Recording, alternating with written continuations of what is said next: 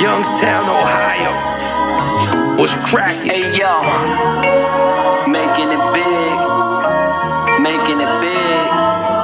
Dream of living wealthy and making it big. Making it big. What's up, gang? Welcome to another episode of the Grindcast. Get ready, it's a new day, and we are hanging out with my man Justin Adams, biggest biceps in the game. Go ahead and flex that bicep one time for us. Yeah, not bad for 36. Trying. Big dog, let's go with it. Okay.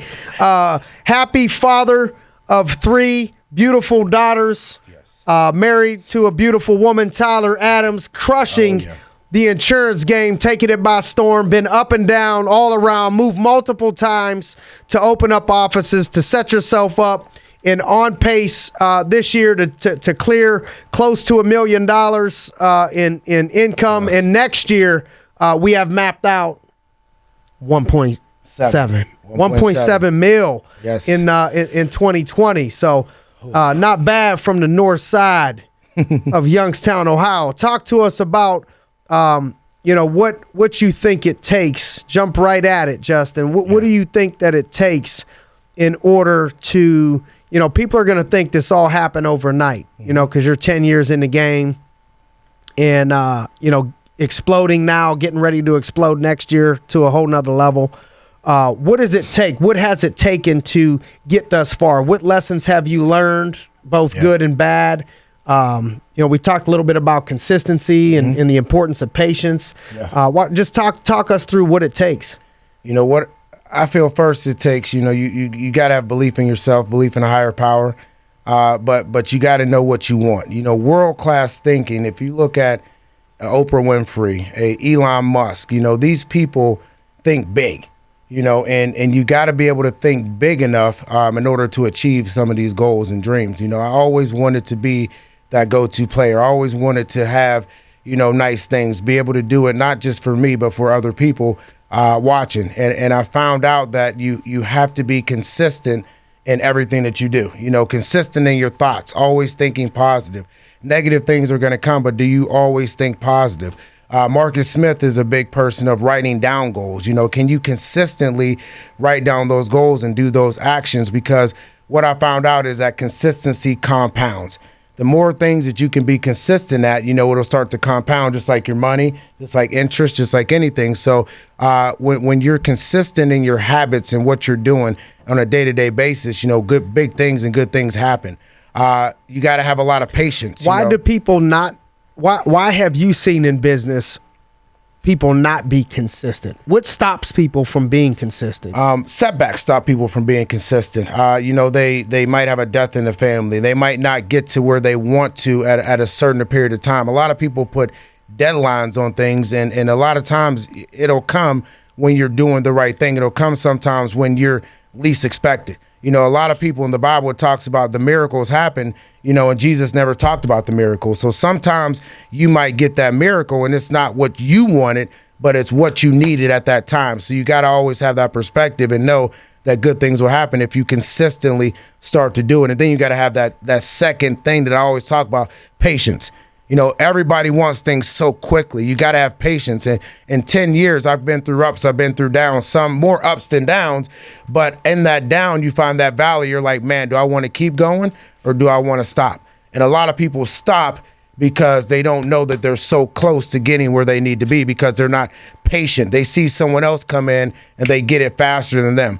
But God gave everybody different talents, and sometimes they might get there faster. You shouldn't have got there faster because you would have ruined it. So that. How do you coach patience? It's hard. It's hard. Even, kids. Because most big time players are so aggressive, they lack patience. Yes. But in order to blow up, you need some big time players. So how do you handle big time players and coach them to be patiently impatient? Like I like to say, patiently impatient. I try to give them scenarios. I try to give them examples of things that took time. Because you might see people at this instance, but you didn't see them going through the grind, going through everything. A couple rappers, I think you saw Travis Scott. I think you showed us back in the day, he only had like 20 people come to a show. Now he sells out the shows. So sometimes they might not get it from your experiences, but they see it from other people's So experience. using other examples Yes, is you huge got in it. coaching. Yes. Using other people that Oh, they yeah. understand, not just yourself. That they look up be to. it athletes, rappers, Right. musicians, whoever. Finding these stories Yes. in shows that showing them like, look, this person didn't get it overnight either. Right. They had to do the same process, probably put in more work Right. to set up a concert for 100 people Oh. than they do setting up a concert for 100,000 people. Exactly. Because when you got 100,000 in a concert, you got people setting stuff up for you. Right. When you got 100 people in concert, You're you doing carrying it in your own yourself. shit. You Oh, carrying yeah. in your own bags. Everything. You know what I mean? All of that type of stuff. That's a huge coaching point. What Yeah. what else do you do to coach patience? We talk about it a lot. I let people know that where you're currently at right now isn't the best version of you. You got to make sure that you're in that growth mindset. You got to make sure that you're always writing down those goals and understand, that it will take time. The more you preach it, the better it's going to be. And it's not just a one-time occurrence thing. It's a long-time occurrence thing. You got to preach it, because people forget things. Like a lot of times you forget what you did 30 days ago. Forget 60 days ago. So as much as you preach, taking that patience and more so working on yourself rather than anything else, good things will happen. So those are, a couple of the different things in patience. And I try to just let them know how far they've come, right now, because a lot of times they don't think about it because they look at other people. They say comparison is the worst thief of joy. You know what I mean? Like it takes it away. Think about the times that you've compared yourself to other people. Don't get me wrong. You got to compare. You have to see what they got and what you want to know what you want. But when you are constantly just looking at that and just comparing and getting upset and mad, people get mad at other people's success when you shouldn't. You know what I mean? You should congratulate them and know that you can get there too. You know what I mean? They're just paving the way, but people get upset and mad, and that kills their patience. You know what I mean? It kills it, but you got to always talk about it. That's one thing I sticks out to me about you, Justin, is no matter what, when you were having the most amount of success or others were having more success than you, never were you a hater. Always happy for other people's success, always congratulating. Oh, yeah. Never having a negative attitude if somebody else is winning or, or something. How have you done that? It's so much abundance out here, and when you realize there's so much abundance, like the person who created Uber, there was no Uber before, you know what I mean? They were able to get into the limelight. So there's so much abundance. There's so much that can go around. How can you help out? Because the more so that you help out, it doesn't matter if you're getting paid or not, you will end up getting paid if you help out and do these little things. So I always knew that if I did the work, if I helped out, if I was a team player, I knew good things were going to happen, because you don't win championships by individual efforts.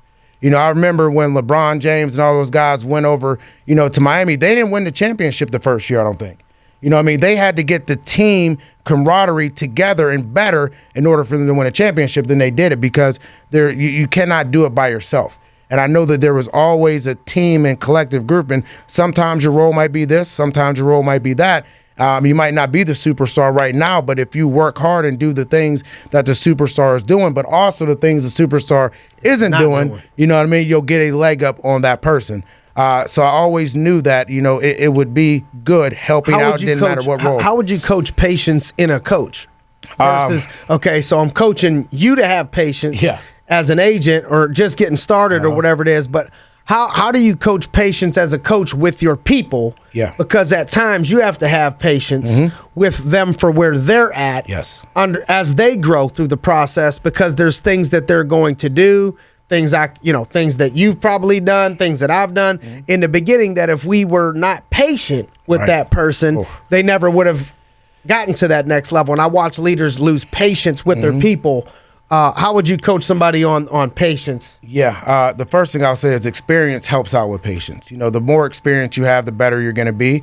But how I would coach them is you want to look at that person where they're at. If you're not a coach that you know where your teammates are at, as far as like growth level and potential and things like that, then you're never going to be able to coach them good.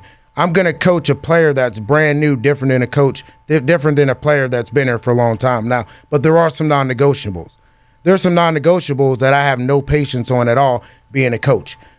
So what are they? It might be them, if they're late for like an assignment. When they're brand new, I'll be a little bit more, lenient on them. But if they are, been here for a year, 2 years, and they're making some of the same mistakes, like being late for team meetings, not being able to report their numbers on time, not being in the place they're supposed to be at when they're there. Those are some of the non-negotiables that I know you have to have, that I'm not going to be as patient on, even if you've been here for 6 months or at least a year. But I try to look at the person and see, are you 20 years old or are you 40 years old? A 40-year-old should have a little bit more a little bit more sense than a 19 or 20-year-old. So I think I've started to look at everybody the same, but everybody different, and know that, some things I can get really down on you about, and I got to know who can take it and who can't take it. And that's just building a relationship with people too. The more you have a relationship with them, you're going to know what some of their buttons are and know how to, get them excited, and maybe how to also, get their emotions down too, and let them understand that some things just take time. I understand you're fighting with your, girlfriend about this, but what are some things that you could have maybe did a little bit better? When patience, I'm always trying to use me as the bad guy and them as the good guy. You know what I mean? Like, did I do something in my end that caused this to happen? You know what I mean? Like, taking ownership. Yeah, taking ownership. If I blow up at them, what good is that going to get me? Sometimes it might get me the result I need, so I'll do it. But I'll try to run everything through my mind first and not just react. I think Eric Thomas had a book, and it's said in the book, imagine if you were on a plane, you know what I mean? And in this plane, you would jump off the plane. You're this far, up in the air. Would you jump off the plane or not? And then the next thing in the story said, but imagine if the plane didn't ever leave. Now would you jump off? The answer would be yes. So a lot of times when you're in those big emotions, you have to stop, and ask yourself, okay, are you in an emotional setting right now? Because you should never make any decisions when your emotions are high. Because, of course, sometimes you'll make the bad decision. But when your emotions are low, think it out. Ask people, you know what I mean? That's one thing that, I've done a little bit better, being a coach, being patient, is if there's a situation that I'm like, should I do this or do that? I'm asking now a question, not trying to take it all on myself. And I think by me doing that, I'm not even teaching this. My people are doing it also. They're not trying to make trying not to make any mistakes. They're trying to make me make all the mistakes, and I'm okay with that. But coming on in the business, I thought, man, you know what? I'm kind of smart. I know what I'm doing. You know what I mean? Let me try to make, that decision. And sometimes I made the wrong decision because I didn't try to ask people about what I should do. Yeah. Question for you. Are you still black? I am. Okay. Were you black 10 years ago? Yes. Okay. So here's where I want you to walk us through. As a black male, okay, a lot of people will talk about the obstacles, the hardships, the excuses, or whatever. How are you able to perform? And you're in one of the highest positions in the company, and doing it at a high level, even as a black man. What have you been able to do? How would you coach others to be able to do that? And I am sensitive to the fact that it is a little bit different. Yeah, we'd be full of baloney if we said that it wasn't a little bit different. That it wasn't maybe a tad bit harder or a little bit different than not. So we're gonna keep it all the way real. 100. But you've done it at a high level, no excuses, no problem. And you're leading a diverse group of people. Right. What advice would you give to somebody that looks like you? Who looks like me? I would say the first thing is try not to even look at people different. I understand, we are different, but I try to be adaptable in any situation that I'm in. I try to always adapt to it. So whatever people are doing, I'm trying to mimic that. Like when I was a stockbroker, I do not like riding bikes at all. I remember that bike. And you came down, and guess what? I bought a Lance Armstrong bike. I don't even know what they're called. A Lance Armstrong bike, and guess what I did? I rode bikes with them. I had never rode a bike in my life. We're going on, I remember the MS 150 where we would go from Dayton all the way to Columbus, Ohio on a bike. I don't like cardio. I don't like bikes. I mean, I'm talking about the ones where you wear the special shoes and you input the shoe into the bike. So normally African Americans would be like, there's no way, I'm not riding a bike, you're kissing ass, you're doing all these things, I'm not gonna do it. I didn't take that mentality. I needed to adapt myself into the situation. I went from Morgan Stanley, then to Fifth Third Asset Management. The first thing I did, I tried to get in good with everybody. I know my talents are good. So all you have to do is accept me, you know what I mean, and understand who I am, and I'll make plays. Yeah. So the first day I was there, they wanted relationships. They wanted to go canoeing. I had never been on a canoe before. I said, no problem, let's go on the canoe. You know, I went on the canoe. First thing I did was I tipped it over. You know, they let you on the canoe. They and let you me on the tipped it canoe. over. I'm jumping off rocks, Like, and we you knew know we should me. have let him on no canoe. I would never jump off a rock right now. You know what I mean? I don't want to be in the, but I knew I had to adapt to my surroundings in order to be successful. So I think a lot of African Americans, all the way around, they blame the environment, saying that I can't do this, but I'm going to welcome myself into the environment, figure out what you're doing that I'm not doing, and then I have to work harder than you. I know in my head I'm probably going to have to do double the work. I'm probably going to have to show up before you. I'm probably going to have to ask more questions, and I'm okay with that. Because if it takes me double the amount of work, double the amount of time, I'm still going to get the same result as you. So I'm just going to do it. I'm just going to do it, put my head down, and just get the job done. But I knew it was those two, areas that I was trying to adapt, relationships, and then you're going to tell me everything I need to know, and I'm going to put the work in and get you some results. Love it, Justin. Love it. That's huge. Yeah. And that's one of the strengths of your leadership. Chameleon. Is you're a chameleon. He can connect anywhere. We can go to the Vicks back home. We could go to the Kimmelbrooks back home, and Jay he's fine, can chop it up. We go to Inspiring Minds, fine, and then we could go, bike riding and canoeing, which you don't want to see me do it all. on no Fishing, canoe. you know what I mean? I haven't been fit, but I'll go fishing. Whatever it we takes. Need. Greg came in. I'm not a boxer. I'm not a fighter or anything like that, but I know he likes it. Well, guess what? I've started watching UFC. I started watching boxing. I don't know what the hell this stuff is, but I knew I needed to connect with Greg Rudolph. So I needed to, find out a couple of them things. My wife's like, why are you watching UFC? I'm like, Greg like it. You know what I mean? I got to figure out what's going on. Come on. I love it. How about work ethic? You mentioned I'm going to outwork you. That was the other thing. You said we got to connect. All I need is the information that I'm going to outwork, that person. Talk to us about, how important you think work ethic is. What do you think it takes from a work ethic standpoint to be great? Work ethic is my number one thing.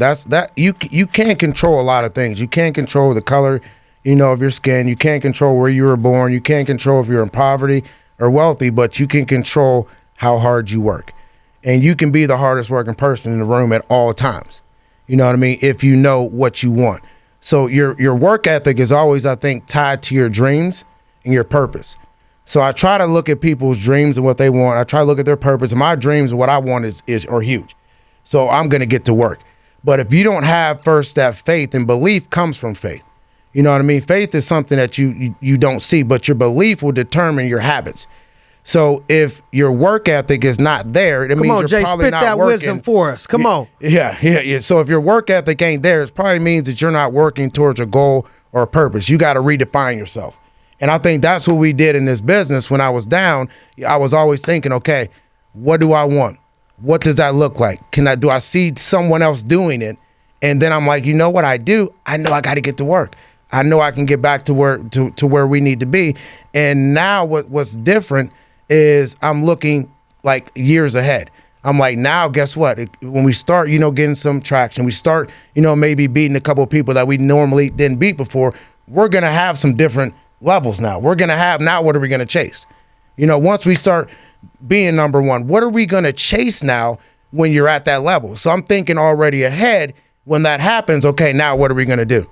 You know what I mean? Now how am I going to keep everybody motivated? Now how am I going to do this? And I'm starting to ask people these questions. I'm starting to look at it now. I'm starting to read more books about that stuff because I know it's going to be now a different talk to the people. I know it's going to be a different reasons of why we're getting, up every single day, why we're, making this many phone calls, why we want this many codes.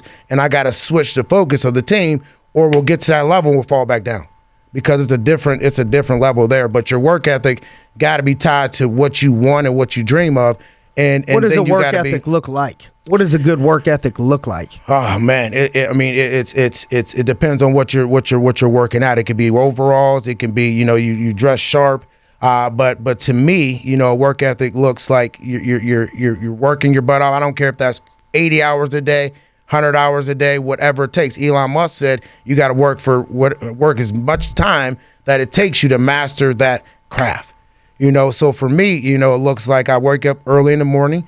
Thank God, that I woke up. I look at my kids, and I know that growth is possible, because when I see my daughter being 1 year old now she's walking, I'm like, man, that's a lot of growth. I see my daughter now that's 6. I'm having conversations with her that now she's starting to remember things, understand things. I'm like, that's a lot of growth from 0 to 6. So I look at that growth before I do anything. Then I start working out. I got to get my body, in line. While I'm working out, I'm usually listening to some scripture, just to make sure that I'm getting my mind right, getting those thoughts right. If you don't get your thoughts right in the morning, your day's going to be gone. Right. Most people forget to get their thoughts right, forget to get themselves positive, and the day happens, and the first thing knocks them off. Boom. Then I'm trying to, coming up in the business, I wanted to beat everybody to the office, beat everybody to doing whatever they were doing. If that meant that I couldn't work out, that's okay. I want you to see that I'm the first person here. And then whenever I get here, I'm going to be working. Sign. That it seems like that's one of the things that sticks out to me about some of the people that have blown up in this business. Not all of them, but a lot of them. Mm-hmm. The one thing that sticks out is that at some point in they were the ones that just like you couldn't stop looking at them because they were just here. Yeah, just here. All the time. And then you got to be competitive too, and with it too. I was talking to my aunt over the weekend, and at my goddaughter's birthday party, and she said I wake up at 4:30 every morning. I said, do you really work up at 4:30 every morning? Because I felt bad waking up at 5:30. She said she wake up at 4:30. She's like 65 years old. So I said, do you really work up at 4:30? And I'm competitive. Tammy Smith. I'm competitive, and I said, I'm about to start waking up at 4:30 and text you to see if you're really up and see if you're not lying to me. You know what I mean? She's like, no, I'm up at 4:30. I'm like, okay. I said, because now I'm losing. That competitive nature. Because if you don't, we only got this small chance, of being on earth. We can be gone tomorrow. Mm-hmm. So if you're not making the most of this, people wait until the right opportunity. You're in the right opportunity. You just got to make the best of that opportunity. Amen. So whatever. How do you find times to build, relationships with people when you're married with 3 kids? How do you find a way to build relationships and stuff like that? Schedule and planning. Planning is everything. And most people don't plan because they don't want to be held accountable to their plan. For me, I look at, if it takes me an hour or 2 hours to make this whole plan together, I'm going to stick to it, because I just took an hour away from my family. I took an hour away from someone else. So it's really all planning. At the beginning of the month, we have this big calendar, me and my wife, because now it's getting to be kind of crazy. When you come to my house, we got this big, huge calendar. I got this from my father-in-law, Chris Stewart. They had like some chalk on their, whiteboard at their house, and they had all their stuff that's going on. I'm like, man, you know what? We need to do the same thing. So at the beginning of the month, we're thinking, okay, who do we want to hang out with? Who do we want to build a relationship with? Who do I need to, take out to dinner? What all do I need to do for the whole month? And then we try to make sure we put all that stuff in there. And then when the time comes, we don't budge on it. It's already in the calendar. Right. We start off with Sundays at church. We know if we can't do a Sunday, we're going to try to do Saturday night. But our church is so awesome now is that if we miss one, you can go back and watch it. And I've done that a couple of times. But I know the days I'm going to be in town, the days I'm not going to be in town. And I know that relationship building is very, very, very key and important. So I try to always make sure that I'm putting something into that schedule that I can do that for my people, but also for my family too. People make excuses about, having a family and working. Mm-hmm. I can't work hard. I can't do this because I have a family. It seems like to me you're doing it all. Yeah. You're a great husband. You're a great father. I see you doing it all. What would be your advice to somebody on both how to do it, and what would you say to people that say it can't be done? I don't want to work hard. I don't want to pursue greatness because, I want to have a nice family. Yeah. Does it mean that you don't want to have a good family? No. I mean, I look at the negatives first, with that. So how to do it is I look at what would be the worst if I don't do it. What is the result? And this is not a knock to anybody who has gotten a divorce or anybody, not having a good relationship with their spouse. This isn't a knock to you. But I look at the people that have had a divorce and are not with their kids, and I look at how that situation is. And that situation usually isn't good. And I think to myself, do I want to be in that situation? And I say always no. And when I say no, I don't want to be in that situation, now I know I have to work hard in order to keep my relationship tight. Because if you're not working at something, it's not going to be good. You said you got to fall in love with your spouse all the time. I think that's key. I think that's huge. So when having a spouse, the first thing I'm looking at is what's the negatives. And then I want to be able to be that example for somebody that can do it. So how you do this is you need to speak with your spouse. You need to let them know what you're doing at work, what's going good, what's going bad. A lot of people don't even tell them. They have no idea. Like, how can they support you if they don't even know what you do? There's no way. You know what I mean? They got to be able to support you in the good times, the bad times. So how you do it is open yourself up, let them know what's going on in your life, and then making sure that date nights happen. I don't care if you've been married for 25, 30 years, date nights have to happen. If it happens every week, do it every week, every other week, but at least once a month, that date night has to happen. I try to, when I'm with my kids, I try to, not be on the phone as much. I try to give them undivided attention because I want to be, that best dad. I want to be the best one. Why not? You know what I mean? You can do anything that you set your mind to. Is it possible to work as hard as you need to work and still have a family? Yes, 100%. You can work 70 hours a week. You can work 100 hours a week and still be good with the family. Oh yeah, if you plan in that time, because there's 168 hours in a day, right? In a week. In a week. I'm sorry. When you sleep, when you're eating and stuff like that, you have the time. You're just doing other stuff in that time.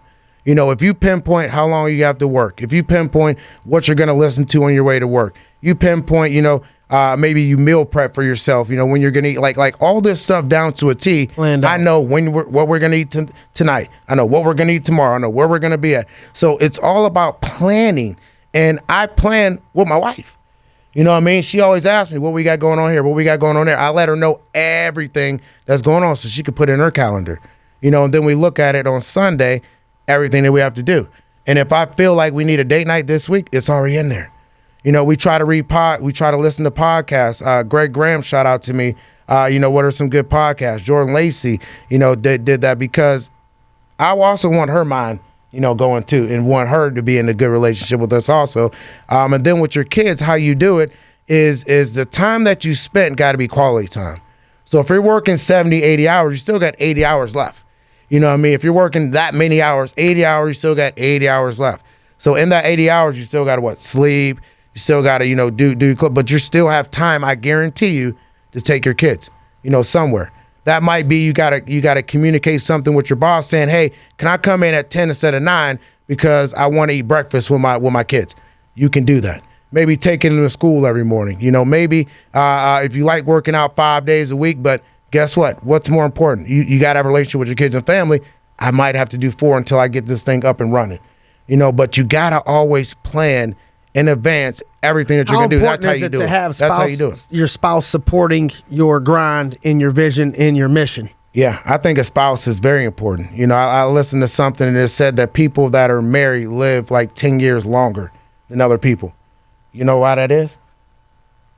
They said because you always have your spouse or significant other telling you, don't do this, don't do that, the light's red, the light's green, no, stop. And I see my wife doing that all the time. Nope, you can't eat that, sorry. You can't do this, you can't do that, you know what I mean? And I think that's why they live longer. So I think it's very important first to have somebody on your side because that's another cheerleader. But not all spouses are supportive. Right. So how important, do you think it's important for them to have a positive spouse to support their grind, or do you think it's cool for them to have a negative spouse hounding them, bitching at them? Everybody knows that answer, for working. Supportive spouse, so talk us through that. And how you get that is your communication. If you're coming home and you're just MFing your job, MFing this, MFing that, they're going to be on your back. They're going to be on your back. So if you're that way, you need to just leave that career. Just get the hell out of there. You know what I mean? Because you're not happy, and because stress kills you. You know, like the reason why I think people die whenever they have cancer, whenever they have a heart attack or something like that, it's because they stress out now so much and they worry. In the Bible, they say worrying is a sin. You know, and don't get me wrong, I worry too, you know, but I try not to worry. So when your spouse is on your back, you know, all these things, you're worrying a shit ton. You know what I mean? That's causing you to lose like years in your life. And me being 36 now to 26, I would never say that at 26. I'd be like, whatever, you know, but you need them on your side 100% because if they're not, they're going to be on your back and telling you not to do it. And that just, I think, causes bad vibes, bad juju, you know, to yourself. So the way you get them to support you is bring them around. You know, if you have events and stuff like that, you don't even bring them around and they don't even know. Like, yeah, they're wondering why. They're wondering why. Yeah. They don't want to help you. They don't want to support you. You know, even with the downs, the negative stuff that used to happen, I still brought people around. I still, you know, wanted my wife, wanted my kids around, even though we weren't winning. They didn't see me start winning awards till this year, you know, but my kids weren't saying, Daddy, why aren't you winning? Why aren't you doing this? They were just happy to be there, yeah, to be around me. So I would say, try to connect them to your purpose, connect them to why you're doing it, paint the vision for them, just like if you're in leadership that you would do for your people. And let them know it might not be like this forever, but it will be good. And I'm working not just for me, but for us and for you. So, you know, we mentioned 2020 division. You know, Justin, you're going to make, you know, over $1.5 million. Yes. Your renewals currently right now are a couple $100,000 a year. Yes. So residual income. Before you wake up out of bed, you already start off the year. You make a couple $100,000, and it goes up every year. It's going to keep going up and up and up and up because of things that you've done over the last 10 years. Crazy. Praise the Lord for residual income. Amen. Okay. Praise the Lord for residual income. For sure. But had no idea about it. Talk to us about the young version of yourself, but a different person. You know, a young man out there starting out, or a young woman out there starting out, early 20s, in business, especially in an entrepreneurial type business, maybe not specifically our business, but maybe related to that. What advice would you give to that person on how to get to where you are quicker, what to do, what not to do? You know, if you're in your early 20s starting in this type of deal, you know, how do you elevate and how do you cut the process, you know, in half? Yeah. So how you elevate is you take risk. You take a ton of risk. You ask a ton of questions as well, and then you implement on those questions. I wasn't afraid to make a mistake early on in my career. I wasn't afraid to, you know, move and lose everything. I knew that I had How many times did you move in your first 2 years? My first 2 months, I moved twice, you know, to State College in the Erie. In your first couple months? First 2 months. Then from there, I moved to West Virginia, stayed in a hotel for, 6 months. That was another move. And then I moved, I think, one more time whenever we opened up Maryland. So almost like 5 or 6 times within the first, 3 years of my career. And I wasn't afraid. I said, if you're going to open up the office, I'm going. So no risk, because I wanted everything. And I would just figure it out. I knew I was down to work hard. I would just try to just figure it out. I knew I can go to sleep later than you, and I knew I could wake up earlier than you. So I took all the risks that I could, and I believed in myself, and of course the company. So I think, starting out, you got to not be afraid, because I knew that I had just a period of time, that I wasn't going to have any children. I wasn't going to have, a wife. Those things change. I got an awesome, supportive wife. Shout out to Tyler. She doesn't care if I go now for a month, to Nashville or whatever it is. But most spouses aren't like that, at all. So I was 25 at the time, and I knew I had like a 5-year time frame to grind. 5 years to grind. Jay, I went through the same mindset, man. I was 22 years old coming into this thing. And all I used to hear people tell me, older people, younger people, man, why you working like this, man? You got the rest of your life to work. Why don't you enjoy yourself right now? And all I was thinking, man, is I feel like I'm in the best position of my life to grind now. So I don't have to grind like that or make those type of sacrifices down the road. Right. It would be difficult to move 5 times in the next 3 years, married with 3 kids. Right. You know what I mean? Very. If anybody could pull it off, it would be the Addams family. But it's very rare for somebody to be able to do something like that, married with kids. And so what I would tell the young folks out there listening, like, you have no idea how the clock is ticking for you to be able to utilize the flexibility that you have, the ability to take risks that you have currently right now, and put your nose to the grind now more than ever before and set yourself up for the rest of your life, right? Oh yeah. And take it serious. A lot of these young kids don't want to grow up. Party. You know what I mean? They want to party. And They want to they see the rappers and they see the professional athletes and these things, and they just want to party. And I get it. I want to party myself. And that was some of the, downfalls that I made early on in my career. I did party too much. I did spend too much money because it was coming in. And then I thought because it was coming in so much that I just knew everything.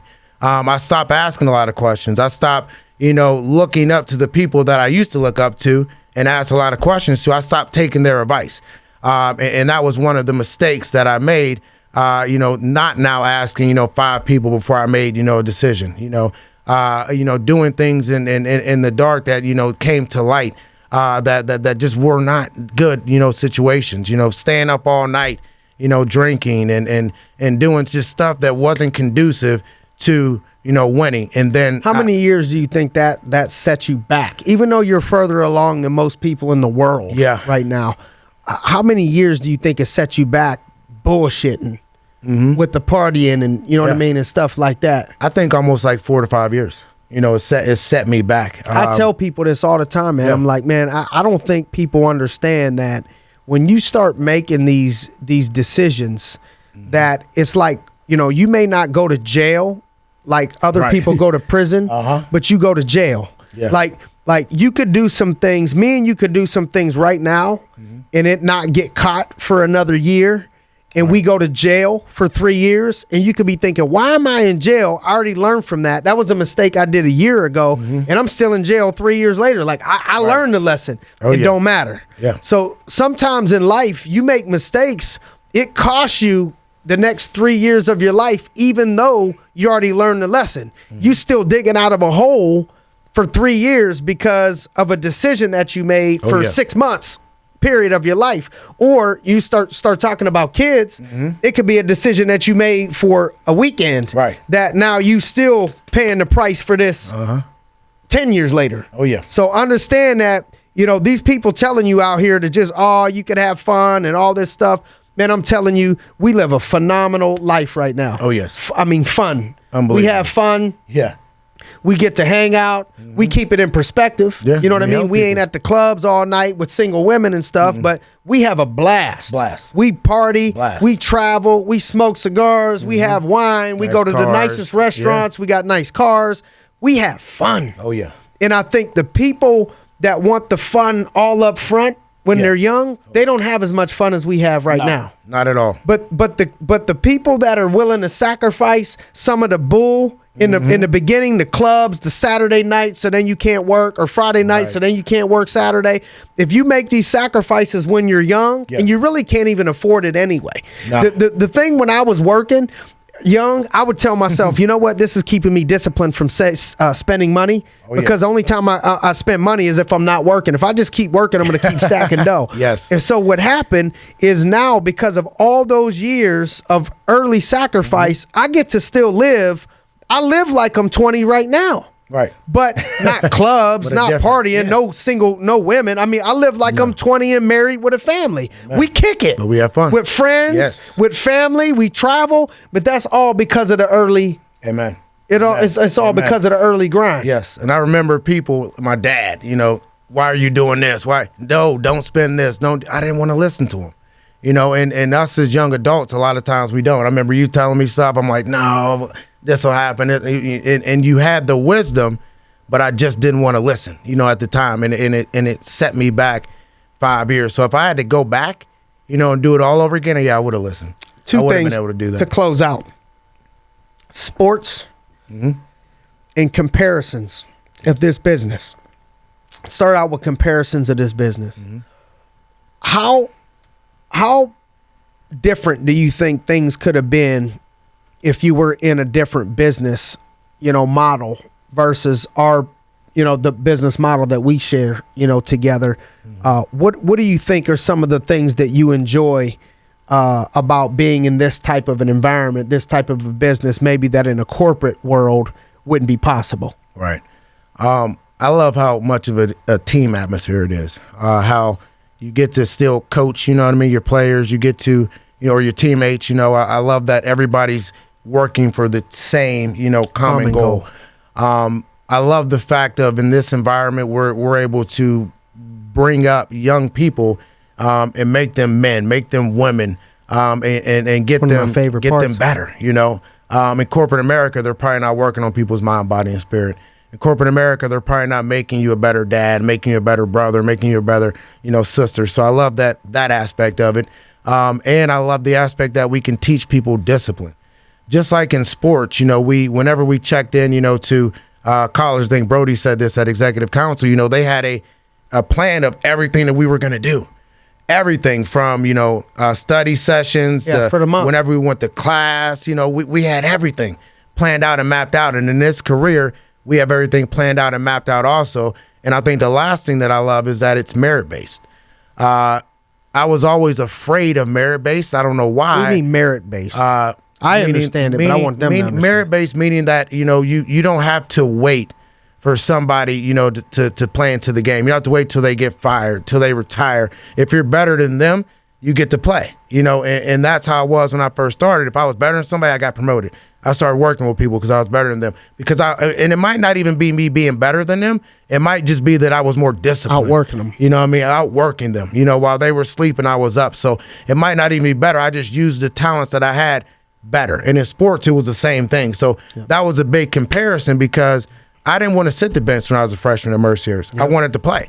We just went from winning a state championship. I want to be on the field. I don't want to be on the sideline. So when I went in corporate America, I understood that it wasn't that, and it wasn't in comparison. Now, my numbers were double and triple, but what happened was whenever I went to go get promoted, they went away from having stock options, because time were to tell that whenever you got promoted, you got a stock option.